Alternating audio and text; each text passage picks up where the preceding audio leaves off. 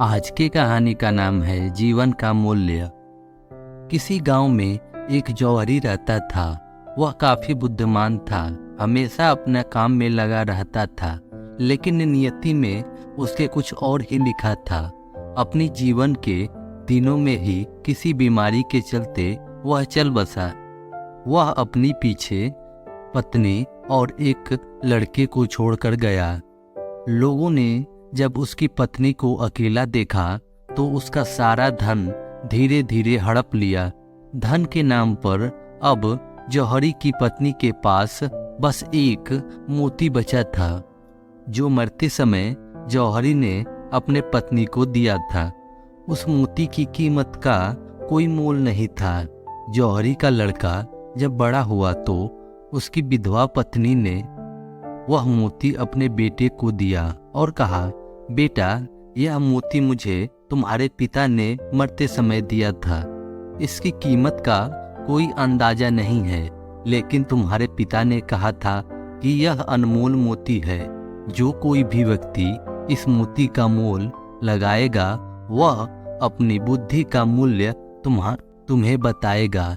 यानी कि जैसी उस इंसान की बुद्धि होगी, ठीक वैसा ही इस मोती का मूल्य होगा।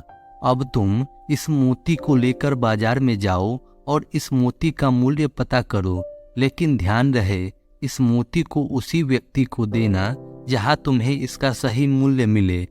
जौहरी का लड़का अब मोती को लेकर बाजार में उसके मूल्य को पता करने के लिए निकल पड़ा।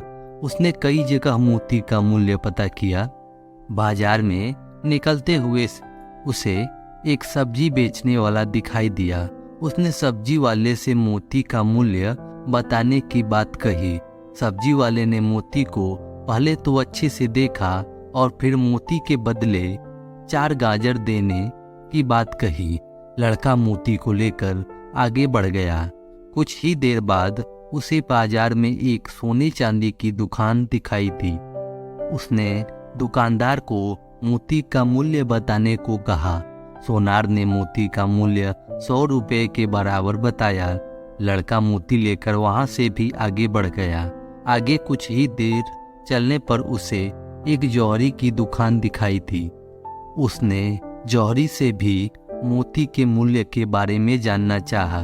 जौहरी मोती का व्यापारी था, सो उसे मोतियों की अच्छी खासी जानकारी थी। उसने मोती का मूल्य 1000 रुपया बताया। अब लड़का आश्चर्यचकित था। वह जैसे जैसे बाजार में मोती का मूल्य पूछ रहा था, मोती का मूल्य बढ़ता ही जा रहा था। अब उसके मन में मोती का सही मूल्य जानने को लेकर उत्सुकता हुई। वह किसी भी कीमत पर मोती का सही मूल्य जानने के लिए आतुर था। कुछ ही दिनों में वह एक जाने माने जौहरी के पास मोती का सही मूल्य जानने के लिए पहुंचा। जौहरी हीरे मोती का बहुत बड़ा व्यापारी था। लड़के ने जौहरी के सामने रखकर जैसे ही मोती दिखाया, मोती देखते ही जौहरी आश्चर्यचकित हो गया। उसने आश्चर्य से लड़के से पूछा, यह मोती तुम्हें कहाँ मिला? लड़के ने अपने पिता द्वारा मरते समय मोती देने और माँ द्वारा मोती का मूल्य पता करने की सारी बात जौहरी को बता दी। लड़के की बात सुनते ही जौहरी सारा माजरा समझ गया।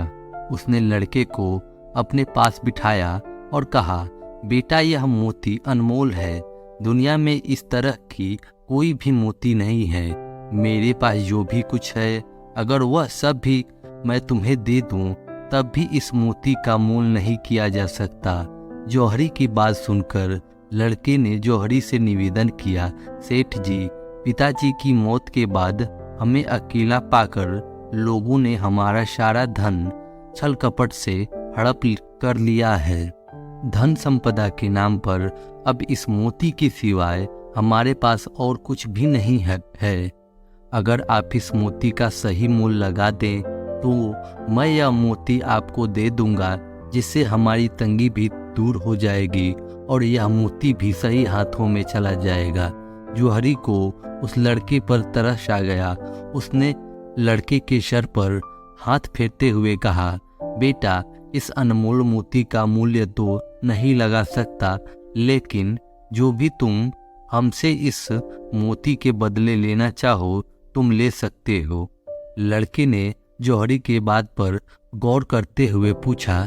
जौहरी ने लड़के को उसके तीनों दुकान के बारे में बताया और कहा, हमारी तीनों दुकानों में से तुम्हें पहली दुकान में 15 मिनट का समय मिलेगा।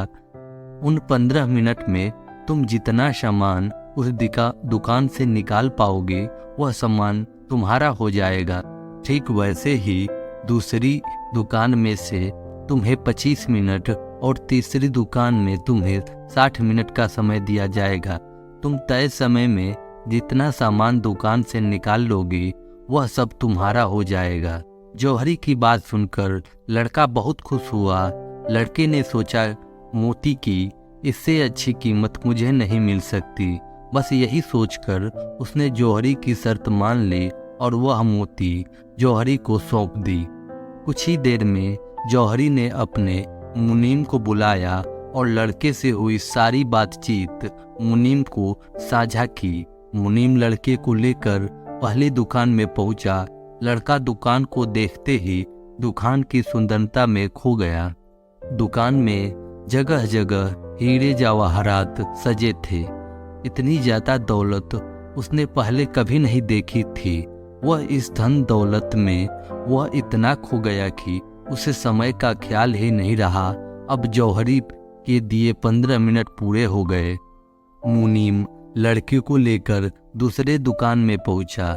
यह दुकान सोने चांदी से भरी थी। लड़का सोने चांदी की चमक को देखकर आश्चर्यचकित था।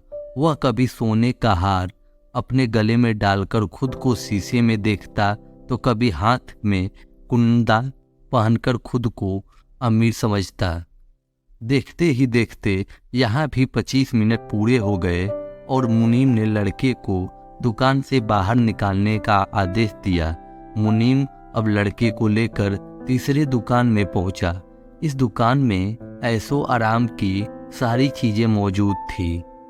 ऐसी ऐसी चीजें जो लड़के ने अपनी जिंदगी में कभी नहीं देखी थी। इन सब चीजों को देखकर लड़का पागल हो गया। वह कभी सोफे पर जाकर बैठता तो कभी दीवार पर लगी झूमर को निहारता, कभी बड़े बड़े हाथियों के साथ खेलता तो कभी अलग अलग तरह की घड़ियों को अपने कलाई पर बांध के देखता। इस बार भी देखते ही देखते 60 मिनट का समय पूरा हो गया। मुनीम ने अगले ही पल लड़के को बाहर निकलने का आदेश दे दिया। बाहर निकलते निकलते लड़के ने जूट की बनी एक थैली उठा ली। शर्त के अनुसार उस बेशकीमती मोती की कीमत एक जूट की बनी थैली थी। लड़के ने बाहर निकलकर जूट की बनी थैली को देखा, लेकिन उसमें कारीगरों के रखने का सामान जैसे हथौड़ा, चिड़ी और पत्थर आदि पड़े थे।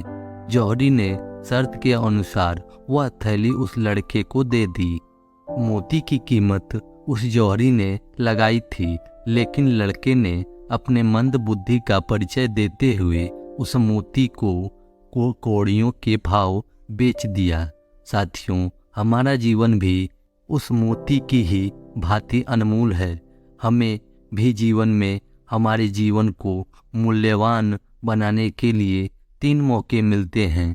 जीवन के प्रथम पड़ाव में 15 वर्ष अच्छे से शिक्षा ग्रहण करने के लिए, उसके बाद अगले 25 वर्ष खुद को साबित करने के लिए और कुछ बनने के लिए, वह जिंदगी के आखिरी वर्ष धर्म कर्म करने के लिए। लेकिन हम भी जिंदगी की चकाचौंध में इतने अंधे हो जाते हैं कि हमें समझ ही नहीं आता कि जिंदगी के किस पड़ाव पर हमें क्या हासिल करना है। इसलिए जिंदगी की चकाचौंध में न फंसकर हमें हमेशा अपने हमारे लक्ष्य की ओर अग्रसर होना चाहिए। वह इस अमूल्य जीवन का भरपूर मजा उठाना चाहिए। अगर आपको यह कहानी पसंद आई हो तो इस वीडियो को लाइक और चैनल को सब्सक्राइब जरूर करिएगा।